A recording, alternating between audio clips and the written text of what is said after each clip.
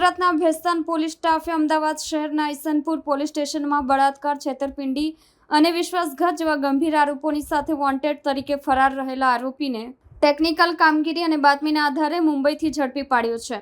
આરોપી આર્યન સુરેશભાઈ પટેલ, ઉંમર વર્ષ 40, જે પોતે દલાલીના ધંધા સાથે જોડાયેલો છે અને દહીસર મુંબઈના અશોકવન વિસ્તારમાં રહે છે તે વિશે બાતમી મળી હતી, જેના આધારે ભેસ્તાન પોલીસની ટીમે દરોડા પાડી આરોપીની ધરપકડ કરીને આગળની કાર્યવાહી માટે અમદાવાદ પોલીસને સોંપ્યો છે।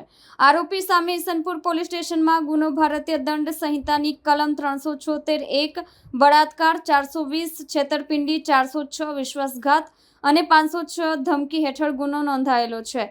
તપાસ દરમિયાન બહાર આવેલ માહિતી અનુસાર આરોપી આર્યન પટેલ કોઈ નવો અપરાધી નથી। તેના ગુનાહિત ઇતિહાસમાં અગાઉ પણ અનેક ગુનાઓ નોંધાયેલા છે।